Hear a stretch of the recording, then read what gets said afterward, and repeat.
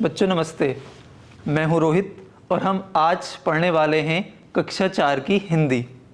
बच्चों, कक्षा 3 तक आपने हिंदी विषय के बारे में जितना जाना समझा अच्छी बात है, लेकिन आज हम हिंदी विषय की रोचकता को और बढ़ाने के लिए आपको कुछ बातें बताएंगे। आप सभी जानते हैं, छोटे बच्चे या बड़े क्या कहते हैं, हिंदी हमारे भारत की राष्ट्रभाषा है।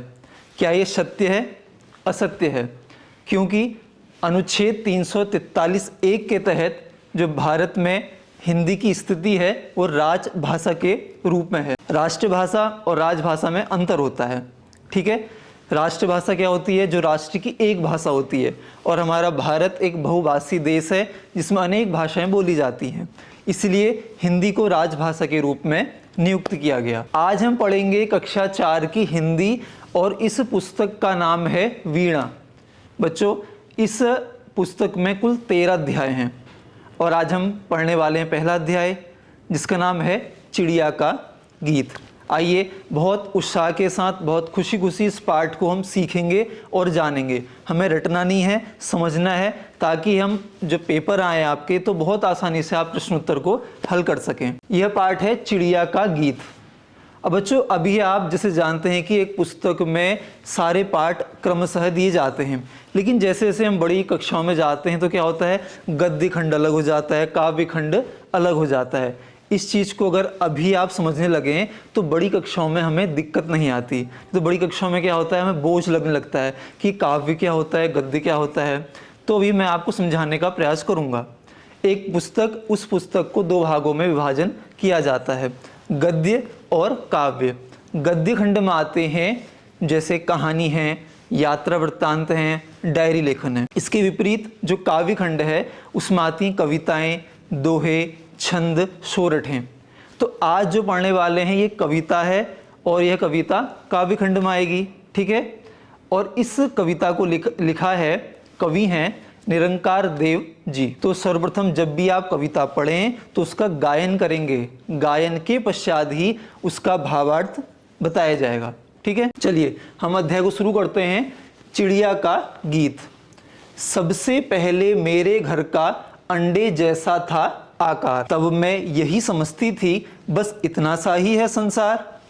फिर मेरा घर बना घोंसला सूखे तिनकों से तैयार, तब मैं यही समझती थी बस इतना सा ही है संसार। इस अध्याय में बताया गया एक चिड़िया है, वह अपनी सफ़र के बारे में बताती है कि जब वो चूजा, जैसे आपको पता है जब अंडे के अंदर जो चूजा होता है जो बाहर निकलता है तो जैसे उसका एक बच्चा बड़ा होता है, तो ऐसी एक जीव है, एक पक्षी है जो चिड़िया है, तो उसको अपना सफ़र बता रही कि एक आज़ादी स्वतंत्रता क्या होती है।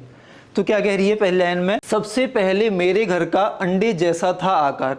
अभी जो चिड़िया है वो अंडे के अंदर है, तो उस संसार है कैसा लग रहा है कि एक जो अंडे के अंदर ही मेरा सारा संसार बसा हुआ है। तब मैं यही समझती थी बस इतना सा ही है संसार। तो जब हम रूम में हैं तो हमें लगेगा हमारा संसार सिर्फ इतना ही है, लेकिन जैसे हम धीरे धीरे आगे बढ़ते हैं, अपने घर से बाहर निकलते हैं, बाजार देखते हैं, विद्यालय आते हैं, तो जैसे जैसे हम आगे बढ़ते जाते हैं तो हमें पता चलता है कि संसार कितना बड़ा है। तो इसी प्रकार की स्थिति एक पक्षी की है, चिड़िया की है। जब वह अंडे के अंदर है तो उसको लगती है संसार बस इतना ही है, इससे ज़्यादा संसार और कुछ नहीं है। लेकिन जैसे जैसे वो आगे बढ़ती है उसकी सोच परिवर्तित होती है। फिर मेरा घर बना घोंसला सूखे तिनकों से तैयार, तब मैं यही समझती थी बस इतना सा ही है संसार। अब अंडे से बाहर आई चिड़िया, अब उसको रखा गया है घोंसले में, जो कि आपने देखा होगा प्रायः पेड़ों में घोंसले बन रहे होते हैं, छोटे तिनकों से घोंसले बनाए जाते हैं। तो उसी में अब जो चिड़िया है वह रहना शुरू करती है।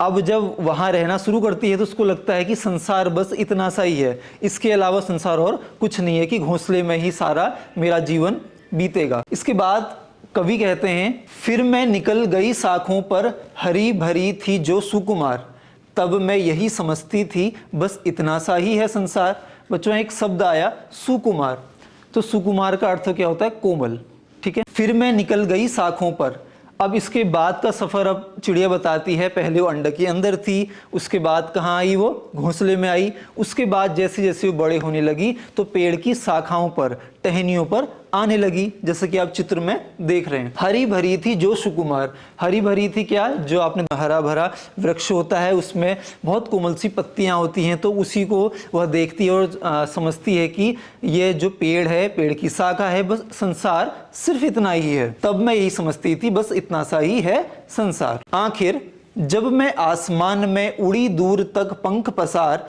तभी समझ में मेरी आया बहुत बड़ा है यह संसार। अब जो आखिर की जो 4 लाइन कवि ने कविता के माध्यम से बताई हैं, इसी में बताया कि जो चिड़िया है अब समझती है, जब उसके पंखों में जान आने लगती है, वह आसमान में उड़ने लगती है, तो उसको लगता है कि यह है पूरा संसार। आसमान में उड़ती है और नीचे पृथ्वी की ओर देखती है, नदी दिखती हैं, झरने, तालाब, पेड़ पौधे, अनेक पक्षी, अनेक मनुष्य, तो बहुत लोग उसको दिखते हैं, पूरा विश्व दिखता है। तब लगता है कि संसार कितना बड़ा है। कविता के लेखक हैं निरंकार देव सेवक जी। तो बच्चों, आज हमने यह अध्याय जो पढ़ा, ये हमें सीख क्या देता है कि किस प्रकार से एक अंडे के अंदर एक जीव होता है। तो हमें पहला सीख तो ये है कि हमें अंडा भी नहीं खाना चाहिए। ठीक है, एक कविता है बच्चों, वह संदेश में बहुत तरीके से देखती है, लेकिन हमारी जो सोच है, हमारा दृष्टिकोण है, उस प्रकार से हमें सोचना होगा कि इस कविता से हमें क्या सीख मिली और हम अपने जीवन में उसे उतार सकते हैं। कक्षा 4 के विद्यार्थी हैं, तो आपको लगता होगा बस संसार इतना सा ही है। जब अपने घर से बाहर आते हैं और देखते हैं स्कूल के इतने सारे बच्चे हैं, फिर बाजार जाते हैं, कहीं अलग जाते हैं, तो जैसे जैसे जाते हैं तो आपकी सोच में उतना फैलाव आने लगता है। अपनी पढ़ाई लिखाई खेलकूद आदि चीज़ों में बहुत फैलाव आता है। तो इसी प्रकार से एक छोटा सा जीव है चिड़िया, अंडे के अंदर उसको लगता है संसार इतना सा ही, उसके बाद घोंसले में आती है संसार इतना सा ही, फिर टहनियों में आती है उसको लगता है संसार इतना सा ही, लेकिन जब खुले आसमान में उड़ती है तो उसको लगता है संसार बहुत बड़ा है। यानी हमारी जो सोच है वो बहुत बड़ी होनी चाहिए। इस प्रकार से यह जो चिड़िया हमें बताने का प्रयास कर रही है।